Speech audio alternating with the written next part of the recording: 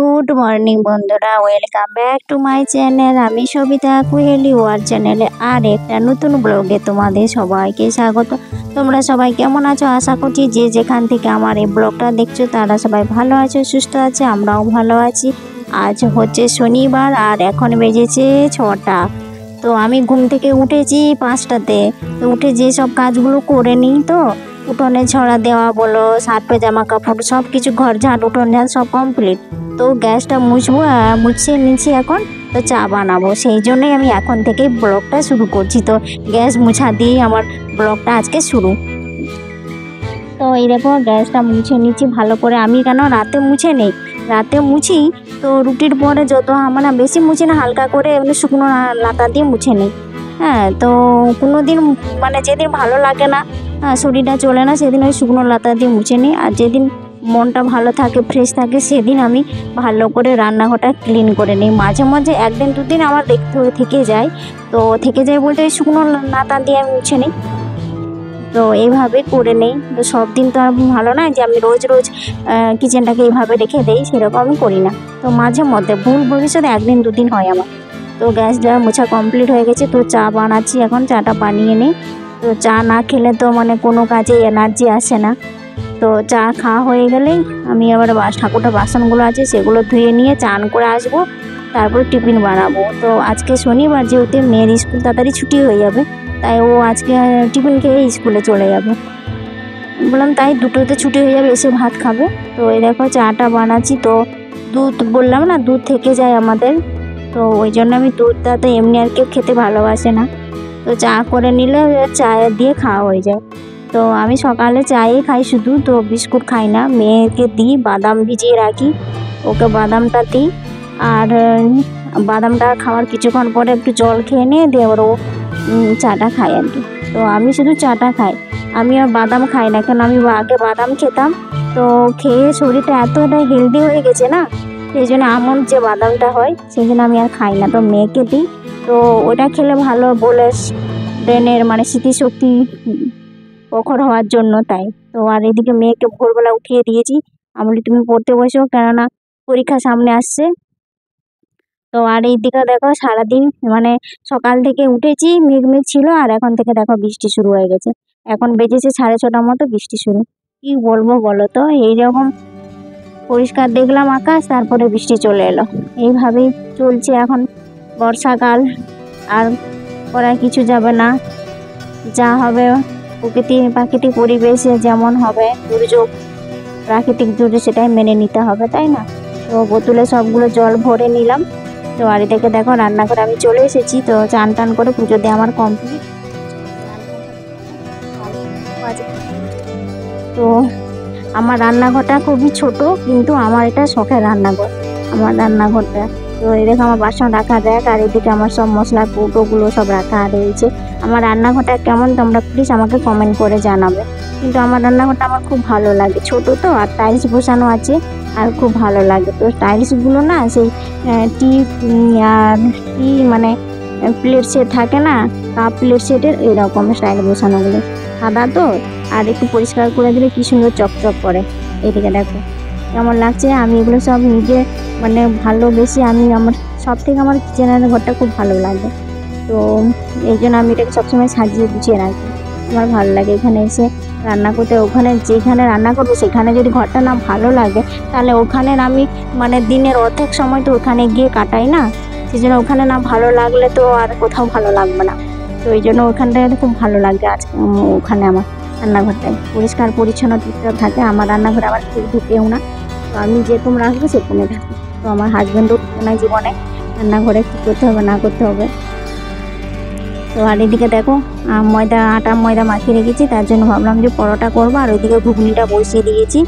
তো চান করতে যাওয়ার আগে আমি মটরটা সেদ্ধ করে নিয়েছি আলুয়ার মতো, এখন এসেই শুধু করে নেবো ঝটপট করে।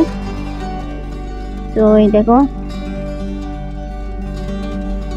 মানে সংসারকে নিজে একটাই মানে গৃহিণীরাই পারে যে সংসারকে আঁকড়িয়ে বাঁচতে। তো সবাইকে সংসারে সব কাজ ভালোভাবে সুন্দরভাবে গুছিয়ে রাখলে সংসারে সুখ হয়, শান্তিতে থাকে। হ্যাঁ, তো একজন গৃহিণী পারে সব দিক থেকে বজায় রাখতে সংসারের সব কিছুটাই। সেই রকম। তো আজ টিফিনটা খেয়ে নিলাম, তো মেয়ে স্কুলে চলে গেল। আর এইদিকে আজকে কি রান্না করব দেখো, এগুলো হচ্ছে বড়া, পোস্ত বড়া। আমার খেতে খুব ভালো লাগে, আমার মেয়েরও ভালো লাগে, হাজবেন্ডের ভালো লাগে। তো ওই আলু পোস্ত, ঝিঙে পোস্ত এগুলো যে হয় না, আমার ওইগুলো ভালো লাগে না, একটা জল জল টাইপের লাগে, তো আমার ওইটা ভালো লাগে না। কিন্তু বড়া খেতে আর বাটা খেতে ভালো লাগে। তো বাটাটা আবার কম করে না, পোস্তটাকে ভেজে নিবে শুকনো কড়াইতে, তারপরে বাটা করলে ওইটা ভালো লাগে। তো আর পটল ভেজেছি, পোস্ত বড়া, পটল এই দুটো ভাজা হলো, আর একটা সবজি বানাবো। আর সে বেশি কিছু আর রান্না করবো না, শনিবার তো। তারপরে আর ভালো লাগে রান্না করতে, সারাদিন যদি রান্না করতেই থাকি। আমার এপাশে লাইভ করতে হবে 12:30টায়, সব বন্ধুরাকে আমি বলে রেখেছি। তারপরে রান্নাঘরে যদি এত সময় লাগাই তাহলে কি করে হবে। বেশি রান্না করব না, যেন ঝটপট করে সিম্পল রান্না করে নেবো, তারপরে লাইভ করবো। আবার আমার ভিডিও এডিটিং করা সব না একা হাতে করতে হয় আমাকে, বললাম না A to Z সব কিছুই করতে হয়। সংসার সামলানো, তারপরে ব্লগ বানানো, ভিডিও এডিটিং করা, সব কিছুটাই। তো সেই জন্য নিজেই শরীরটা এত ক্লান্তি বোধ হয় না, সন্ধে হলে মনে হয় যেন একটু ঘুমিয়ে যায়। তো ঘুমিয়ে গেলে তো ভাবছি তো ঘুমিয়ে যাব, কিন্তু ঘুমিয়ে গেলে আর হবে না, সব কাজ পড়ে থাকবে। এই জন্য এইসব করছি, ব্লগ করছি, আর ভিডিও বানাচ্ছি, এডিটিং করছি, সব এটা মনের জোশ, মানে মনে আনন্দের জন্যই আমি করি। আর তোমাদের সাথে গল্প করতে না পারলে আরও মন খারাপ হয়ে যাবে। আর তোমাদেরকে আমি কি কাজ করলাম না করলাম সেটা যদি না শেয়ার করি না, আরও ভালো লাগে না। প্রত্যেক দিনের ব্লগ ভিডিও এসব বানিয়ে বানিয়ে আমার একটা নেশার মতো হয়ে গেছে, তো আর সেটা না করলে ভালো লাগে না। তো আজকে কি রান্না হয়েছে দেখো, সব সবজি দিয়ে মাছ দিয়ে ঝোল করেছি, তো ইলিশ মাছ ছিল। আর ওইদিকে দেখো একটা মাছ মিশালি সবজি, এখনো ধোঁয়া উঠছে, গরম গরম রয়েছে, তো সবগুলোই গরম আছে। আর ডাল করেছিলাম, আর ওই পোস্ত বড়া, আর পটল ভাজা, আর ভাত, এইগুলোই হয়েছিল আজকে রান্না। তো মেয়ে আসলে তারপরে আমি খাবো, তো এখন আমি খাবো না। তো এবারে কি কাজ আছে তো চলো তোমাদেরকে দেখাই। এই দেখো বই খাতার অবস্থা কি করে রেখেছে, ছিঁড়কুটিয়ে রেখেছিল। তারপরে আমি আবার সব বই খাতাগুলোকে গুছিয়ে রাখলাম। আর মেয়ে এদিকে দেখো কোথায় যাচ্ছে বলো তো, ফুচকা আনতে।